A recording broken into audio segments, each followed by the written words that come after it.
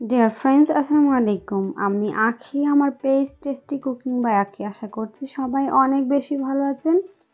আমার আজকের পর্বে নতুন একটা রেসিপি। সামনে যেহেতু কুরবানি ঈদ, ঈদেও রান্না করতে পারবেন এবং সবার পছন্দের একটা রেসিপি আজ রান্না করে দেখাবো। প্রথমে এখানে আমি 1 কেজির মতো গরুর মাংস নিয়েছি।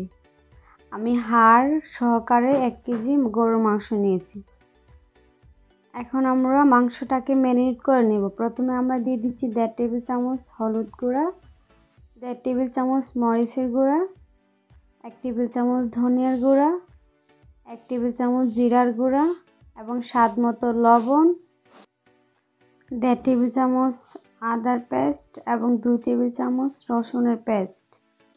দেন দিয়ে দিব হাফ কাপ পেঁয়াজ কুচি, তারপর দিয়ে দিব 3 টেবিল চামচ সয়াবিন তেল, তারপর দিয়ে দিব 5টা এলাচ, দেন দিয়ে দিব লবঙ্গ 5-6টা, দেন দিয়ে দিব টুকরো করা দারুচিনি, তারপর দিয়ে দিচ্ছি 2টা তেজপাতা।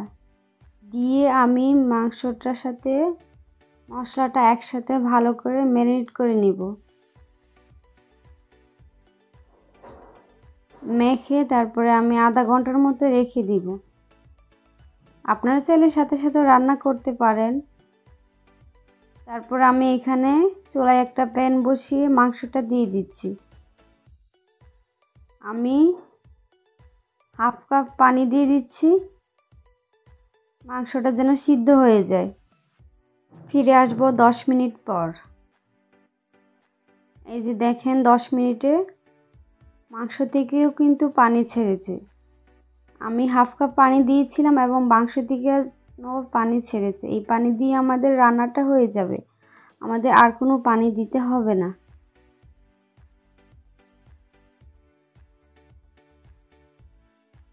এখন আবার ঢাকনা দিয়ে আমি 10 মিনিট রান্না করে নেব। যখন দেখব যে তেলটা উপরে ভেসে উঠেছে তখন আমরা এখানে দিয়ে দিব গরম মশলা, দেন দিয়ে দিব 5 থেকে 6টা কাঁচামরিচ। দিয়ে আমি আরো 10 মিনিট রান্না করে নিব। এই যে দেখেন তেলটা একদম উপরে ভেসে উঠেছে। যখন দেখবেন তেলটা একদম উপরে ভেসে উঠেছে তখন বুঝবেন যে আপনার মাংস রান্নাটা হয়ে গেছে। এখন মাংসটা আমি উঠিয়ে সাইডে রেখে দেব। তারপর খিচুড়ি রান্না করার জন্য আমি এখানে হাফ কাপ থেকে একটু বেশি মুগ ডাল নিয়েছি। মুগ ডালটাকে ভেজে নেব, একদম অল্প আছে ডালটাকে ভাজতে হবে। অল্প আছে আমি ডালটাকে ভেজে নেব।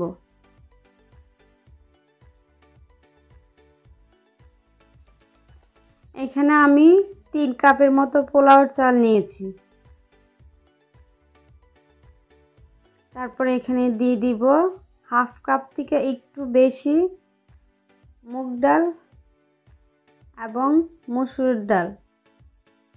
চাউল নিয়েছি 3 কাপ আর মুগ ডাল আর মসুর ডাল মিলে নিয়েছি 1.5 কাপ।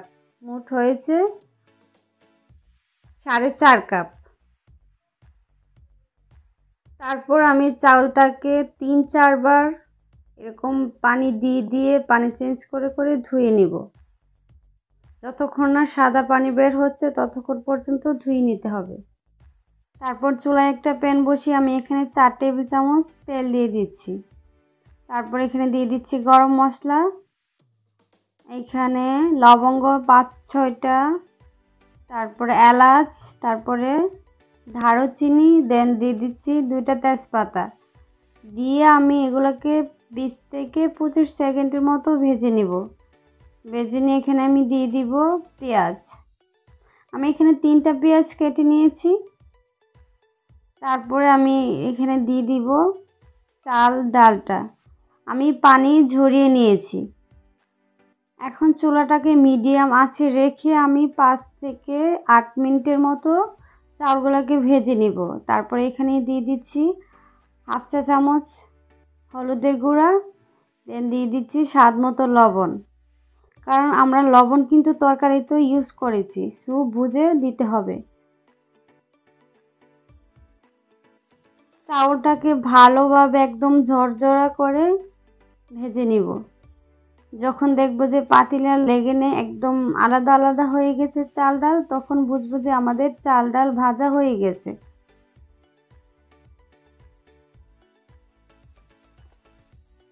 এখন আমরা এখানে পানি দিয়ে দিব। আমি যতটুকু চাল ডাল নিয়েছি তার ডাবল এখানে পানি দিয়ে দিচ্ছি। আমি ফুটন্ত গরম পানি দিয়ে দিচ্ছি।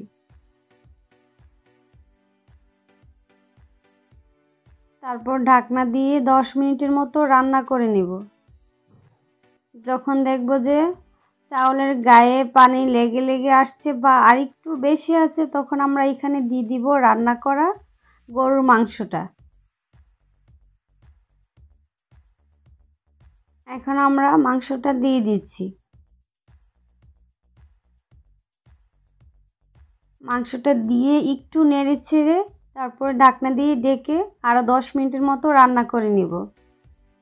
ফিরে আসছি 10 মিনিট পর।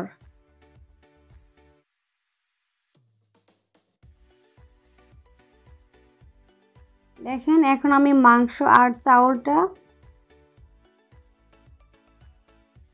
একসাথে মিশিয়ে দিব। তারপর এখানে দিয়ে দিব গরম মশলা, দেন দিয়ে দিব 6 থেকে 7টা কাঁচামরিচ, দেন দিয়ে দিব 2 টেবিল চামচ ঘি, দিয়ে সবগুলো উপকরণ একসাথে মিশিয়ে নেব।